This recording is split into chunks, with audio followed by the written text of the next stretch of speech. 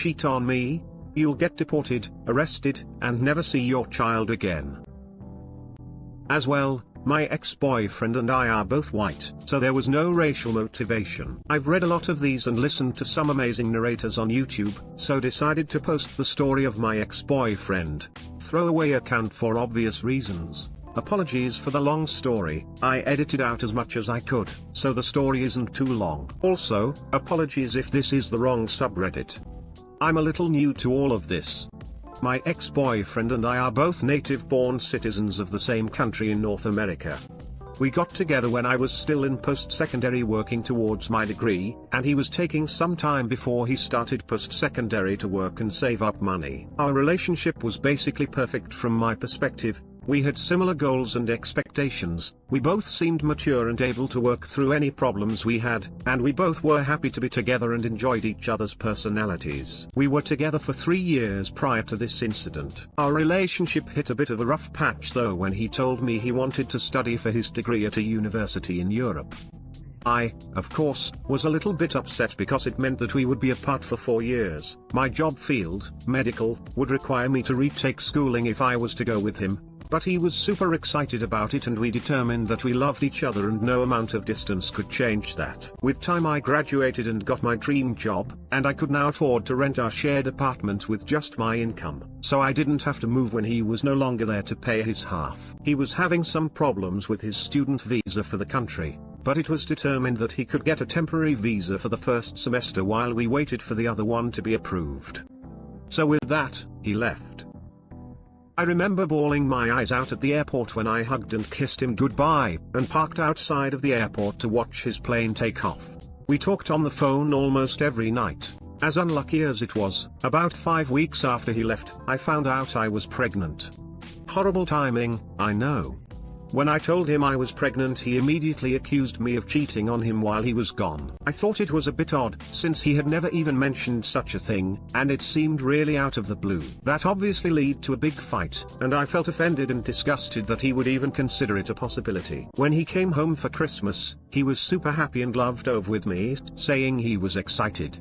He even proposed to me on the car ride home from his parents' house on Christmas Eve. I was so happy and overjoyed that it felt like everything would work out okay. When he went back to school, it was again stressful to go through the pregnancy without him, but both his parents and mine were incredibly supportive. They helped me get everything I needed for the baby, and even threw me a surprise baby shower. When I gave birth, my ex watched it over Skype from his mom. When he finished his exams, he came home to be with us. He immediately started talking negatively about our daughter, saying things like, "Why is her hair that color? My hair is brown and doesn't she have your friend's eyes?"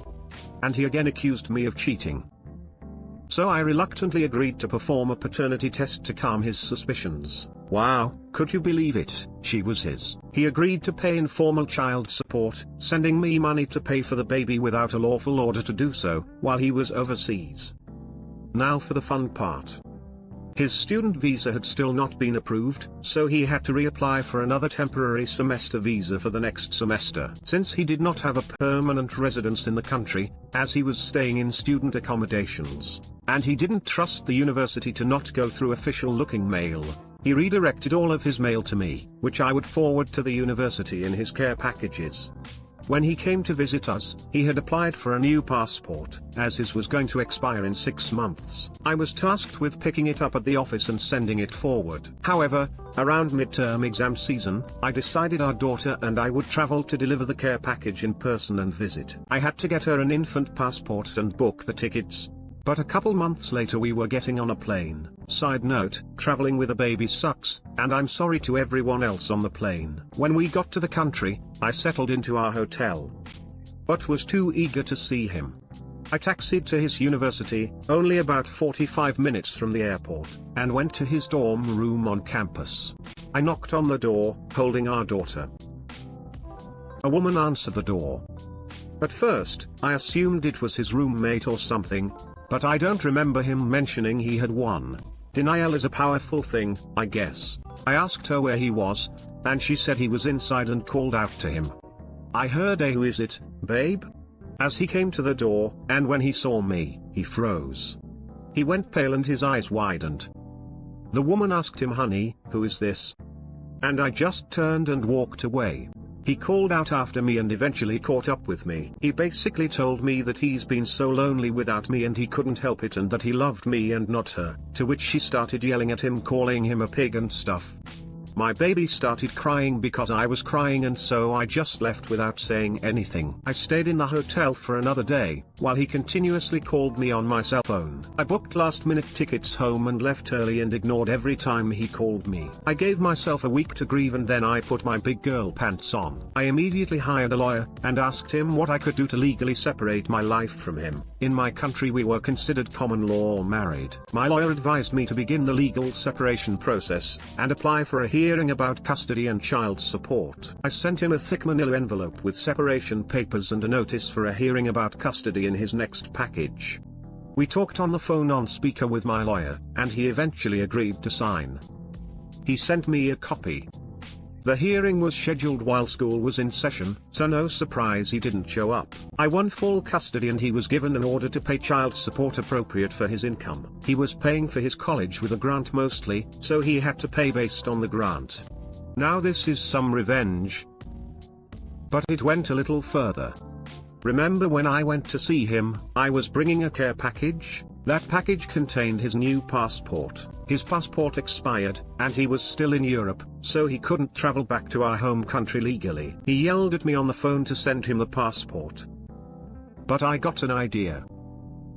He hadn't been paying the child support, probably because he couldn't afford it with tuition and wasn't working. So he had a warrant for his arrest in my home country because of it, contempt of court, or something. And he had never been approved for a student visa, only the temporary one. And since his final exam concluded and it was summer, he technically wasn't supposed to be in Europe. But he couldn't travel home because he didn't have a passport. It would be a shame if someone anonymously reported him to the embassy for overstaying his visa, now wouldn't it? He got deported back to our home country, where he was arrested at the border.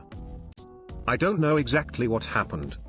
But he spent a couple months on probation and with a criminal record, can no longer apply for a visa of any kind to study abroad.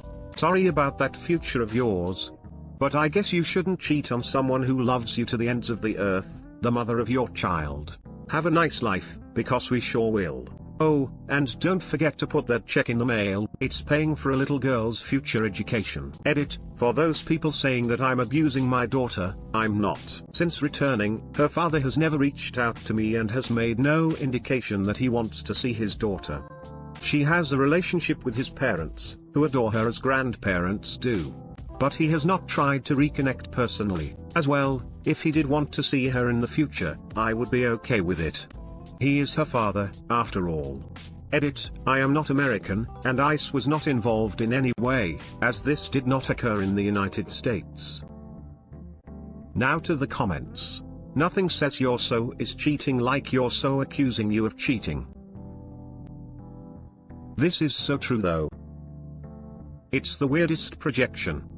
My ex accused me of cheating with everyone, male, female, young, old, it didn't matter. I was ducking the whole state. Guess who was cheating? His dumb ass.